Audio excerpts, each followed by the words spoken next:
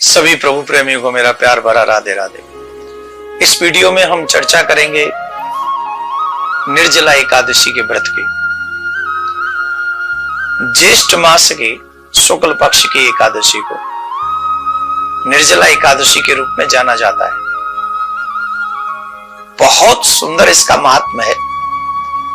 हमें हमारे परिवार के लोगों को इसके विषय में जानना बहुत बहुत जरूरी है। काफी लोग ऐसे होते हैं कि एकादशी के दिन भी अन्न खाते हैं, वो बिना व्रत के वो व्रत नहीं रखते हैं। और आजकल के सनातनियों के विषय में तो हम कहें ही क्या, वो तो मन के मुताबिक आचरण करते हैं और जो मन में आता है वही करते हैं। पर फिर भी ठीक है, हम आपको ये बताना चाहते हैं कि एकादशी के व्रत में क्या लाभ है। निर्जला एकादशी का व्रत कैसे प्रारंभ हुआ, तो ये विषय है कि जब भगवान श्री कृष्ण पांडवों के साथ विराजमान थे तो सभी चारों भाई भीमसेन का उपहास कर रहे थे कि ये खाता बहुत है। तो भगवान श्री कृष्ण ने कहा कि व्रत रखा करो। तो भीमसेन ने कहा कि प्रभु आप क्षमा करें, मैं व्रत तो नहीं रख सकता क्योंकि मेरे उदर में ब्रक नाम की अग्नि प्रज्वलित रहती है। मैं कम भोजन भी करूं तो भी मन नहीं भरता और मेरा शरीर ये बर्दाश्त नहीं कर पाता है। तो एक समय वेद व्यास जी महाराज उनके पास में जब पधारे तो उन्होंने भीम ने वेद व्यास जी से प्रार्थना की, बोले महाराज ये सब मेरा उपवास करते हैं और मुझसे बिना खाए रहा नहीं जाता, आप कृपा करके बताइए कि मैं क्या करूं। तब वेद व्यास जी महाराज ने कहा कि भैया भीम एक काम करा करो, तुम अगर सारे व्रत नहीं रख सकते तो एक समय आहार कर लिया करो और एक समय व्रत रखा करो। बोले नहीं महाराज मैं नहीं रह सकता और मुझे नरक जाने से भी डर लगता है क्योंकि सुना है कि एकादशी के दिन अन्न खाने वाला मनुष्य नरक प्राप्त करता है, तो आप कृपा करिए। तब वेद व्यास जी महाराज ने कहा कि साल में 24 एकादशी होती है, 23 एकादशी व्रत तुम मत रहो, सिर्फ एक एकादशी का व्रत तुम करो जिसे निर्जला एकादशी व्रत हम कहते हैं। और निर्जला एकादशी का व्रत ज्येष्ठ मास की शुक्ल पक्षमी के दिन जो निर्जला आती है, निर्जला जिसको एकादशी कहते हैं, वो निर्जला एकादशी। तो तुम उसको अब उसमें तुम्हें भोजन इत्यादि नहीं करना है, जल भी ग्रहण नहीं करना है।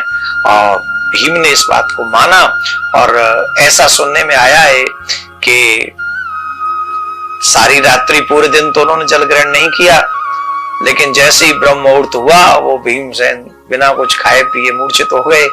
तब चारों भाइयों ने उन्हें गंगा जल और तुलसी दल पिलाकर उनका पारायण करवाया। तो अपने आप में बहुत बड़े अपराध होते हैं एकादशी के दिन अन्न ग्रहण करने से। 7 साल 11 साल के बच्चे के बाद और कोई बीमारी ना हो तो 60-70 साल के बुजुर्ग के बाद हम सभी को एकादशी व्रत करना चाहिए।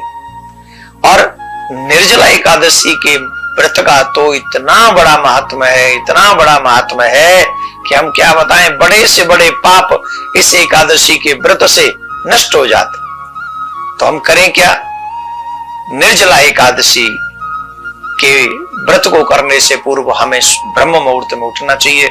सूर्योदय से पहले उठें, स्नान करें और स्नान करने के बाद ठाकुर जी के मंदिर की साफ सफाई करें और फिर वहां ठाकुर जी के लक्ष्मी नारायण में इस राधा कृष्ण की छवि को विराजमान कराएं और फिर उनका अभिषेक करें, उनकी पूजा करें।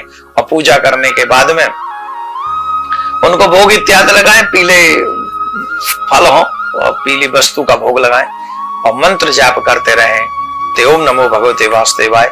और जो भी आपके गुरु जी का मंत्र है उसको आप जाप करें। एक और विशेष बात यहाँ पर हमको समझनी है, सीखनी है या याद रखनी। और वो बात यह है कि जब हम निर्जला एकादशी का व्रत करें तो हमें संकल्प अवश्य करना चाहिए। वैसे तो हर एक दान का, हर एक व्रत का हमको संकल्प करना चाहिए।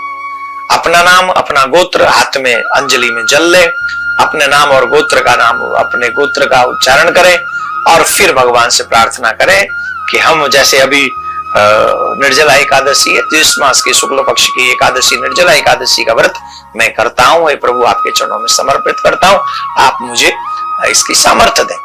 संकल्प अवश्य करें, संकल्प करके व्रत करें। और व्रत करने के बाद में ये ध्यान रखें, क्रोध नहीं करना है, दृश्य गंदे ना हो, श्रवण गंदा ना हो, चित्त गंदा ना हो, भगवान की सेवा करें, गौ इत्यादि को चारा खिलाएं, दान पुण्य करें, जितना भी शुभ कार्य कर सकते हैं वो हमको करना चाहिए। संयम में हमको उस दिन व्रत रखना चाहिए। और 18 जून को निर्जला एकादशी होगी, 19 जून को परायण होगा। और परायण का जो समय होगा वो सूर्योदय होगा 19 तारीख को, सूर्योदय होगा 5:15 पर। और व्रत का परायण जो होगा 5:15 से 6:50 तक परायण होगा। तो निर्जला एकादशी का स्नान व्रत भी 18 तारीख को भी ब्रह्म मुहूर्त में करें, और परायण 19 तारीख को भी ब्रह्म मुहूर्त में स्नान करें। तो इस वीडियो को ज्यादा से ज्यादा लोगों को पहुंचाएं, जिससे वो सभी लोग